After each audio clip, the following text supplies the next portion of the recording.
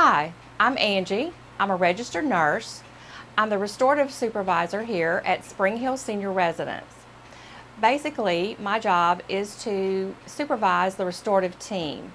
The restorative team consists of some registered nursing assistants who are schooled in restorative, and what we do is we keep our residents functioning at their maximum potential. Our typical patient is a long-term resident who has been through either occupational therapy or physical therapy, or sometimes both.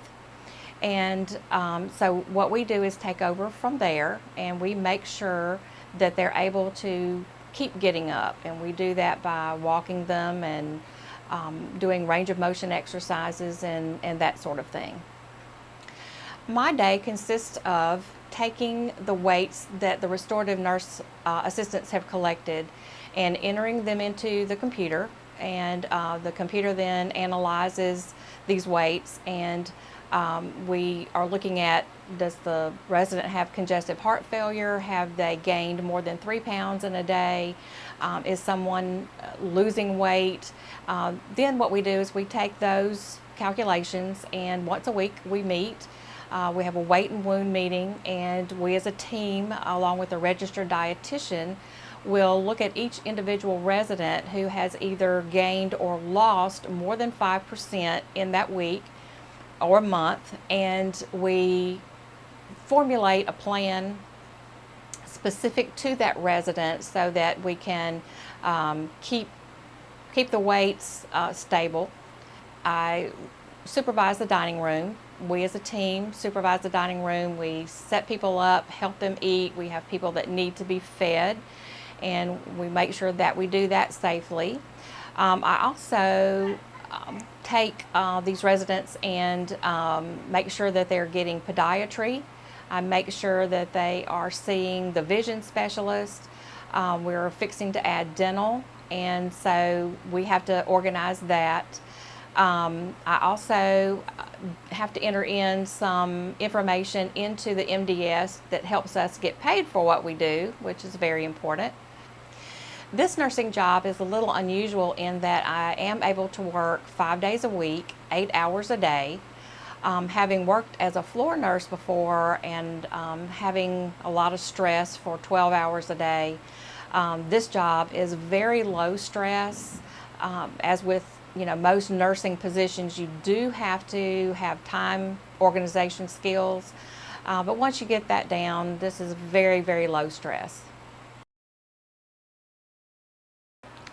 If you're interested in this position, you'll need a nursing degree, either an associate's degree or a bachelor's degree.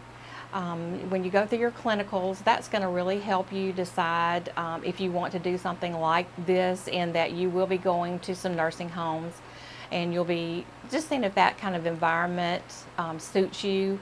Some people have trouble. I know I did at first when I came here, because I was not used to seeing so many people who are in such need, and that kind of is a shock at first. So you'll need to kind of look at your clinicals and that aspect when you go into the nursing homes. And then of course you'll have to pass the boards in order to work. This job also will require some personality traits, patience, tolerance. As with any group of people, you're going to have those that are very easy to love. You're going to fall in love with some of these older people. You see them every day and they really do become like family.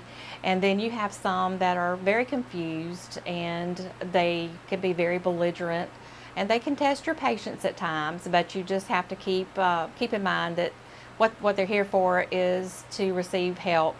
And so you just have to kind of keep that in mind. So if you're not real patient and you're not real tolerant, you may not want to consider a job like this. The best part of my job is working with the residents. You work with them every day, you see them every day, you get to know them, you get to know their personalities, and they're so precious. And so that's definitely the best part, is working with the people. And also the people that I work with, the other employees, I really enjoy them. They're a great support system.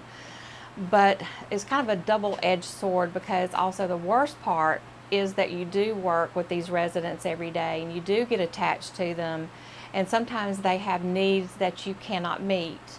And then sometimes they pass away, and sometimes it's very sudden. It's kind of a double-edged sword, like I say. The best part can also be the worst part.